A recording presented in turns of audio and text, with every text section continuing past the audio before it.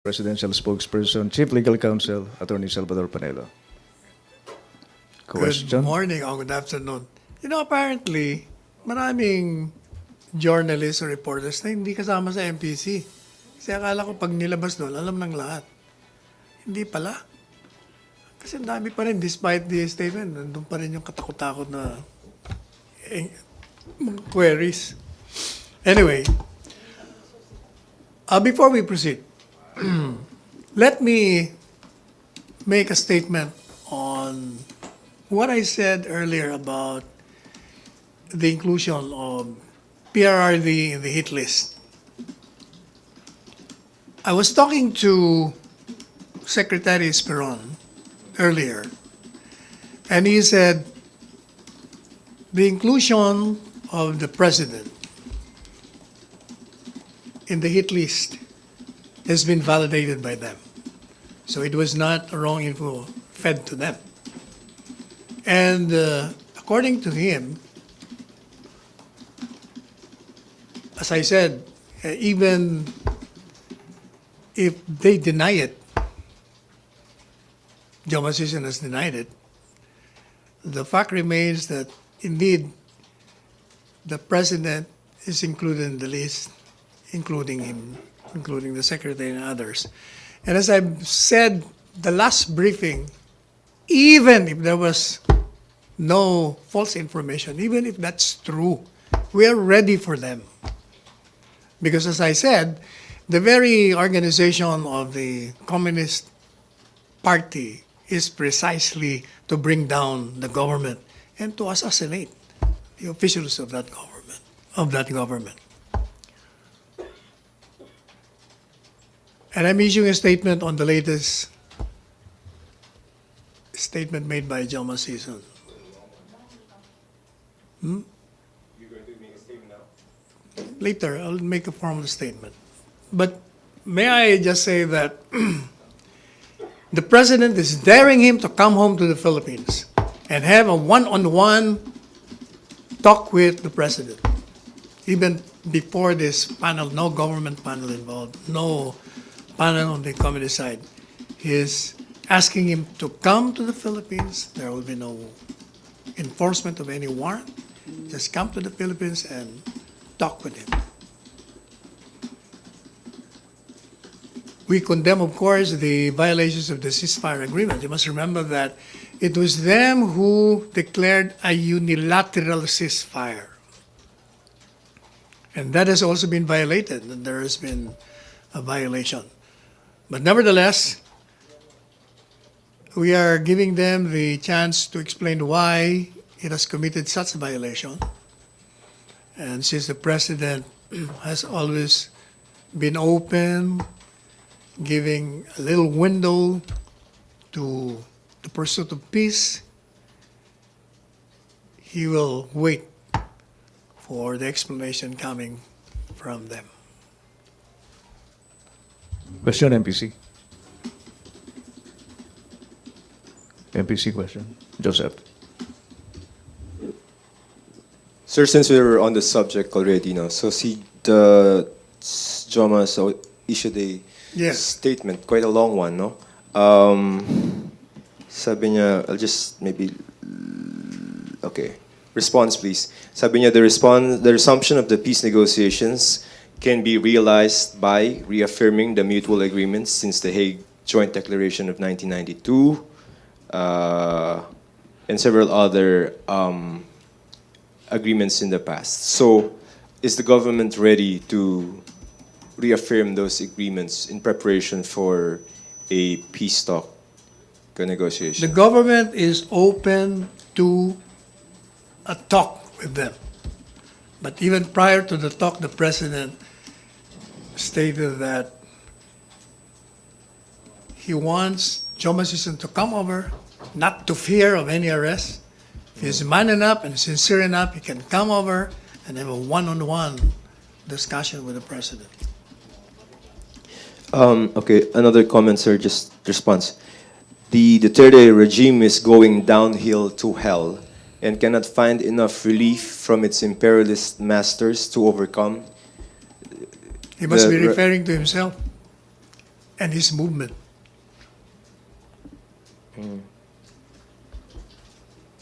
All right, sir. Just going back to your earlier statement, when did the president tell you that he wants to talk to Joma 11? 24. Christmas Eve.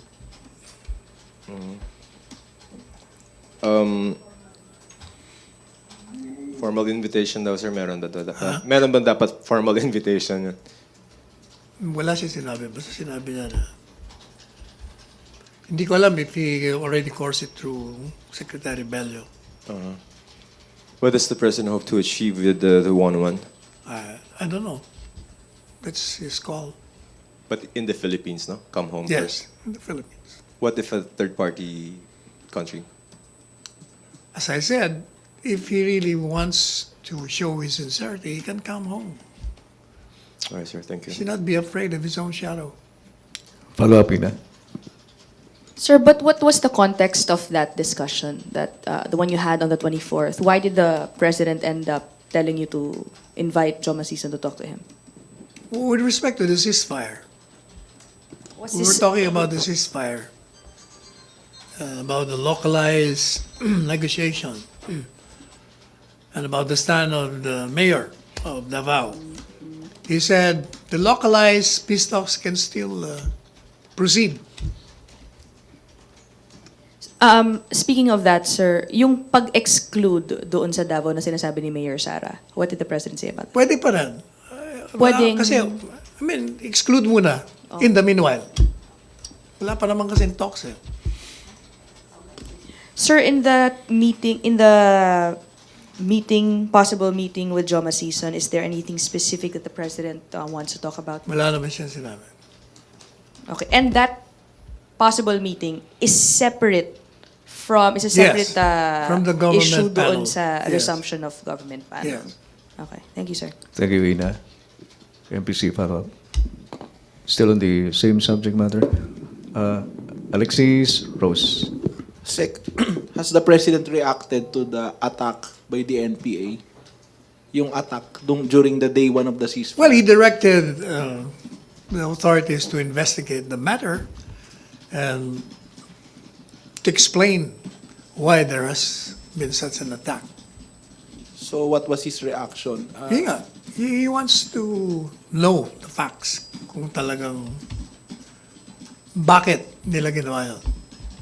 So he's still open, he still believes in the sincerity of the... No, he's Rebels waiting. despite- He's waiting for the report and for the explanation why they made an attack. But one thing is clear: the president really wants peace among Filipinos. Sec, regarding yung sa exclusion ng Davao, so the president is considering that Yes. yung In the exclusion- meanwhile, there are no talks yet. yung exclusion ng Davao City. Yes. Tuloy pa rin yung ano. Teka, in-exclude na ba, Sec, o magkakaroon ng separate order for that? Wala naman siya sinabi. Basta sinabi, kasi tinanong ko siya. Sabi niya, okay lang yan. Wala pa naman talks. Okay, Sec. Basta tuloy pa rin yung mga ginagawa nila noon, localized. Because the fear of the mayor is that magagamitin lang ng kabila to reorganize, Okay, thank you po. which is a very valid observation.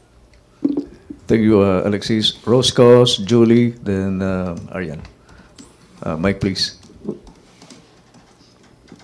Sir, clarification lang. Mayor Sara is asking for the exclusion of Davao sa ceasefire.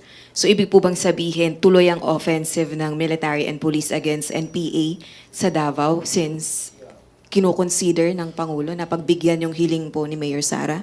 I think more on ang palagay ko yung kay Mayor Sara, more on the localized peace talks.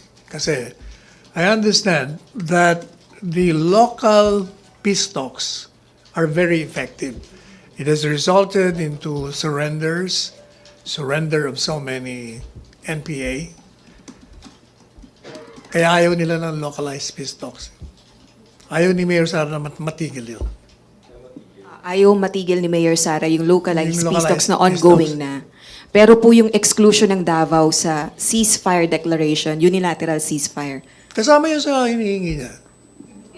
pagbibigyan Kay siya ng Presidente Pangulo naman doon. okay lang, wala pa naman peace talks daw eh. So, malinaw lang sir, tuloy ang opensiba ng mga militar at pulisya sa Davao City. Unang-una, wala namang military offensive doon eh. I don't think there is a military offensive right now. Kasi nga, meron precisely localized peace talks eh. When you're having peace talks, wala kayong military offensive. Okay, sir. Sir, regarding po dun sa nabanggit niyo po na one-on-one talk with the president ni CPP founder Season, is this a condition para po mag-pursue yung pagkakaroon ng informal? Wala siya and- sinabing condition. Basta sinabi niya, I want to talk to him one-on-one here.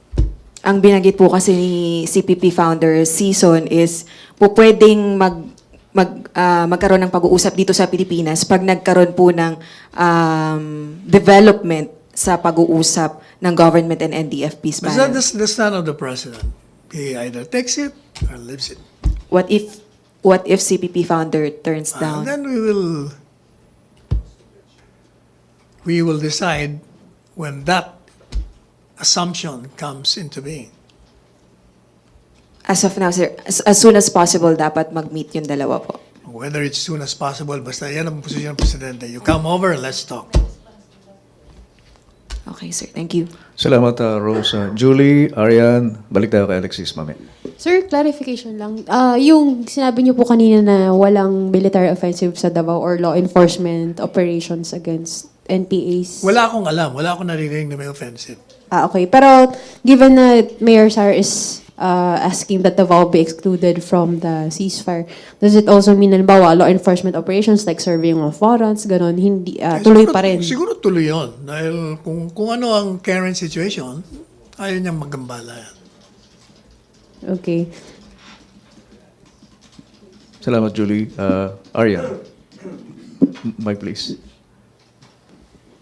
Hi, Sec. Sec, kasi si Mayor Sara po, sinabi din po niya na she's also asking for the exclusion of Davao City once the national government pursues the reopening of the formal peace negotiations. May reaction na po ba si President Duterte dito? Kahit daw po sa formal resumption ng peace talks, ayaw pong masama ni Mayor Sara yung Wala pa Davao. doon. Yung portion na wala pa. Yung sinabi lang, habang wala pa. Okay So, lang. sir, yung sa ceasefire lang po yung pwedeng i-allow. Yung holiday ceasefire, sir. Yes. May iba pa po ba, sir, na areas or cities na nag-request kay President Duterte ng exclusion? None that I know of. Okay, sir. Thank you po. Thank you, Arian. MPC, any more follow-up regarding doon sa exclusion? Or, Francis, same topic. Same topic po. Sir, tanong ko lang kasi previously nga ang PNP, AFP, and DND kaya ayaw nila magkaroon ng peace talks is because they believe na wala nang grip si CPP founding chairman Jose Maria Sison sa whole organization ng CPP-NPA. Kaya nga ang AFP rin ay sumusuporta sa localized peace talk. Do you share the same sentiment na ganun nga kaya ayaw na ng DND ng ganung ng peace talks is Yeah, bro. Considering that... katulad sir nung yun nga nagkaroon na naman ng mga pag-atake. So apparently yung sa ground hindi na sinusunod yung higher echelon ng CPP-NPA. Considering the effectiveness of the localized talks, I share the view of Secretary Esperon and Secretary Lorenzana. Kaya ayaw nila. Kasi pag dumadami nagsusurrender, o di nauubusan sila ng mga miyembro. Francis, follow-up. Balik tayo kay Arian, tapos kay Julie. Sir, reaction lang, sir. Sabi po ng NDFP sa Southern Mindanao, dun daw po sa pag-request ni Mayor Sara ng exclusion, she is bent to rule with impunity daw po. Dun sa pag-request niya. Sabi nila, sir, Mayor Sara wrongly blames the alleged failure of the peace talks to the countless criminal acts and treachery of the revolutionary forces. Pero yung military naman daw po natin yung lumalabag talaga ng ceasefire. Kaya daw napipilitan lang Sino nagsabi nun? mag-self-defense. NDFP, sir, Southern Mindanao. Then they should look at themselves in the mirror.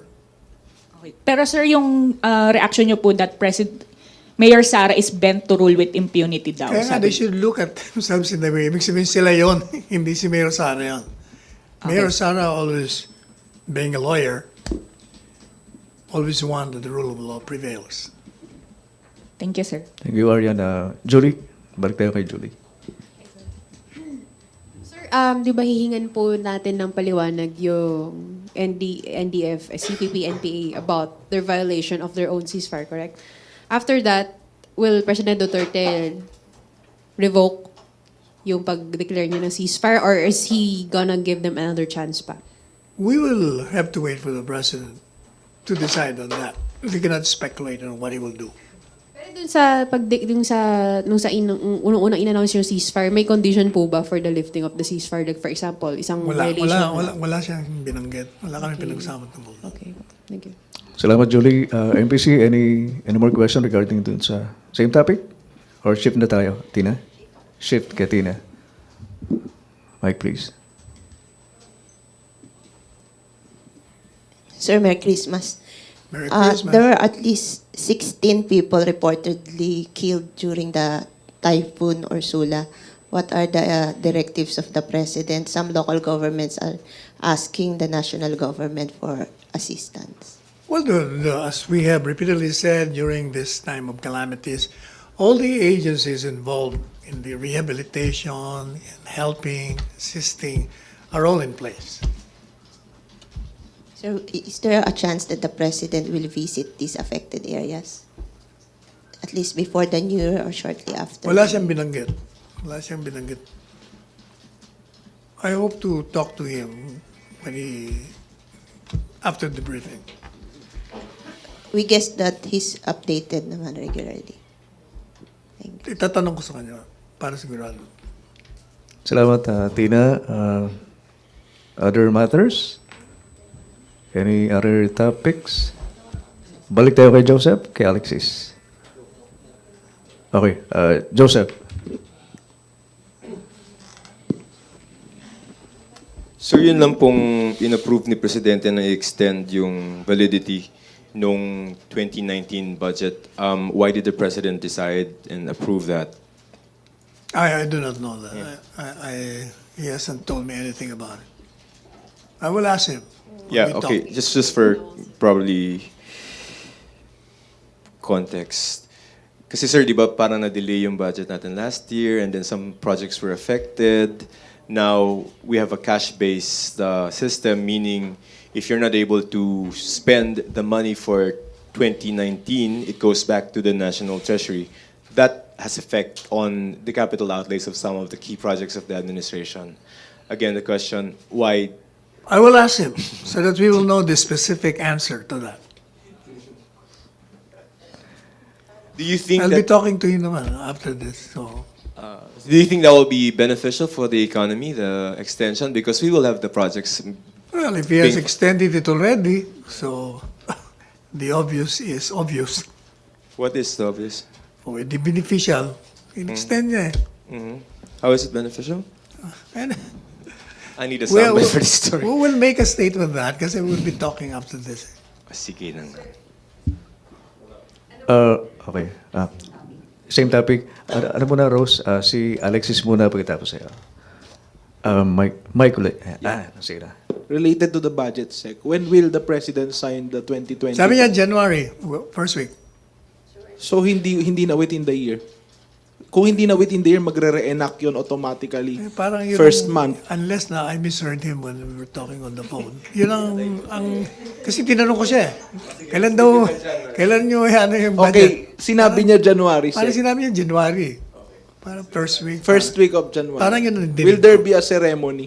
Hindi ko O alam. ano na lang, yung parang last time na na tahimik. Tanong ko siya mamaya. Mag-uusap kami eh. January. Yan ang intindi ko.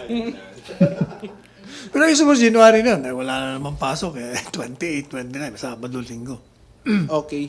So, nakita niya na yung mga, yung draft, yung spending bill set. Baka pinag-aaralan niya pa yun. Nakita na niya na ba yung mga supposed insertions na sinasabi ni na Senator Lacson? He will go through that. Di ba? Ganon si Presidente. Mabusisi bago pumirma. Kasi strongly worded yung veto message niya last time. Do we expect him to issue a similar Tingnan statement? natin. Let's wait. Basta pag unconstitutional, he will veto. Pag hindi, Tuloy. tuloy. Suffice to say, hindi niya i-allow yung anything Yung parang last time na vinito niya. Kasi ganito yan. When somebody says it's unconstitutional, it doesn't mean it's unconstitutional. This president is a lawyer. He knows what is unconstitutional or not. So he decides for himself kung tama ba yung sinasabi nitong isang tao o hindi. Sige, Sec. Budget pa rin, Roscos. Sir, basic lang po. Ano pinagkaiba nung extension ng validity ng 2019 sa pagkakaroon ng reenacted budget para Hindi walang ko alam. confusion? I'll ask the Secretary of Budget and the Secretary of Finance. This is one territory I'd rather not enter into. This is very technical. Okay, sir. Thank you. MPC, okay na tayo sa budget? Shift na tayo sa ibang topic? Oh, by the way, I read a statement of the detained senator. May tanong kayo doon? Parang may nabasa ko. Ano sabi niya? I hope to spend my Christmas with my children. Sabi niya, she hopes this will be the last time she will spend Christmas in jail. Yun yung sinasabi niya. That's for the court to decide, not for us. No, I was referring to the reaction of my statement.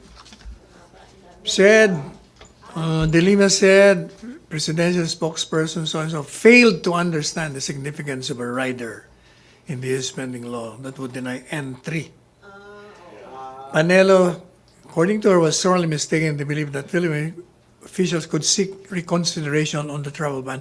In the first place, we are not asking for a reconsideration.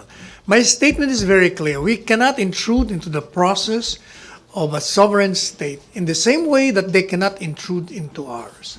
What I was saying is that examining the provision of that law, it says that it's the U.S. State Secretary who will determine whether or not a particular official of this government has something to do with the wrongful detention of Ms. De Lima. And the basis should be credible information. Now, I happened to have a talk, not really a talk. We were seated with each other, with the ambassador of the U.S. And I don't know if I'm at liberty to tell what he made an off-remark statement. And he said, I read your statement. It's a very good statement. I agree with it. It's Congress that passed that law. So in other words, it's the executive department that will enforce that particular law. And that law precisely gives the discretion to the U.S. State Secretary. That is why I said in my statement that we hope that the Secretary of U.S. State Secretary would give an informed and educated judgment on particular banning of certain people. Because, as we have already explained, it's not a wrongful detention. Like me, for instance, what in heaven's name can I be part of the detention of this woman? I am not even part of the prosecution. You failed to advise now. Oh, failed to advise. Advise what? That's for the Secretary of Justice, not from this office. Joseph.